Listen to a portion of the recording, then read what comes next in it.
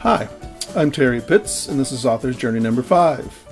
As I mentioned last week, I had the joy of spending June 16th, 17th, and 18th in Guelph, Ontario at the Write Canada Conference. This is the continuation of my interview with Sean Gaffney, and then afterwards I've included one of the many exciting things that I learned in his workshops.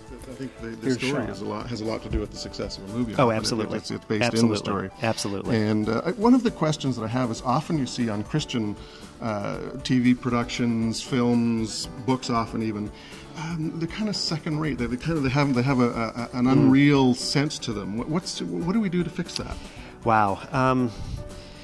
I think there are 3 problems we run into often within our Christian media, within our Christian storytelling.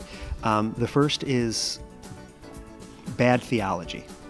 And what I mean by that is we tend to want to sugarcoat our theology, and we tell lies about our faith in order to make our faith more attractive. So we say, faith is easy. We say, if you come to Jesus, you'll never have a problem again. We say... is that not true? It is not true, sorry. I know, for you, it's true. Right. For me, it's not true. Exactly, of course. I was at Comic-Con once, and I was watching a panel of people of faith in the comic book industry who, and one panelist said, one of the reasons we need more Christians writing comic books is that the secular world, they make evil look attractive, and evil's not attractive. And the rest of the panel jumped on him because, we like to say that, but the truth of the matter is evil's attractive. That it's seductive. That's the whole nature of evil, is it seduces us. If evil wasn't attractive, we wouldn't have to tell anybody not to do it. But because evil is attractive, that's why we need more Christians writing stories, is because it's attractive, but the attraction is skin deep, and there are consequences to evil, and that's what we need to tell. So I think we tell too many stories where we say faith is easy, where we say life is easy once you know Jesus, where we say evil's not attractive, and that makes for weak storytelling because it's not true. It's a story built on a falsehood. It can't hold. It's built on sand. I think another problem that we often have, which is the same problem Hollywood has, when you look at so many Hollywood movies that are just really crappy, it's like, well, how did they make that movie? How did they, and most often they're movies that are pandering to their core audience. They know, we know they like violence, they like car crashes, so we're going to make a movie, we're going to only focus on car crashes. We're not going to focus on character, we're not going to focus on story. And I think, especially within the Christian market, we often go, I know this is going to please my core audience. I'm going to reaffirm the gospel, and that's all I've got to do, because if I do that, they're going to applaud. It doesn't matter whether I have bad actors. It doesn't matter whether I spend time on the story. It doesn't matter, because they're still going to like it. And we pay more attention to that audience. It's kind of like, you're writing your story and you show the script to your mom and you show it to a publisher. And your mom says, "Oh, you're brilliant. You never do anything wrong." And the publisher says, "Well, you got to work on these." And you go, "Well, I don't need to listen to my publisher. My mom likes my story." We do the same thing in our media. It's like, the core base who only cares about the message likes it, so they're the only ones I need to listen to. So those are 2 areas that I think we need to deepen ourselves. We need to step outside a little bit more. We need to challenge our core audience. In a way, get real. Yeah, absolutely, absolutely, and let our core audience make them think a little bit more, make them challenge them a little bit more.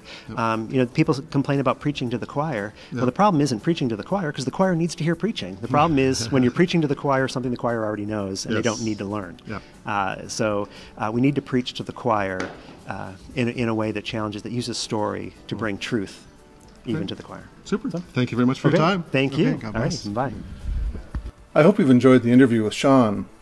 While I was at the conference, I attended several of his workshops and had a few exciting insights that I can use in my own writing career.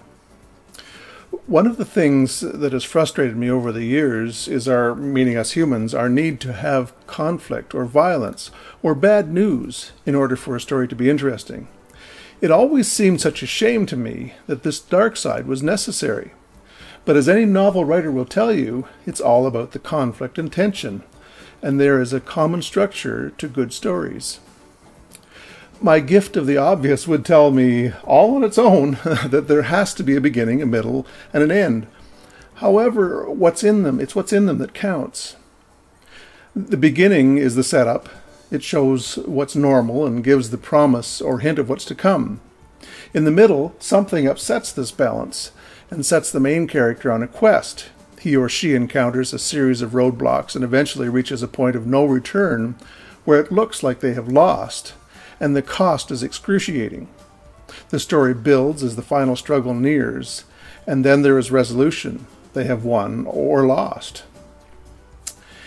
The end gives reconciliation or a solution. The story is never finished, but fulfilled.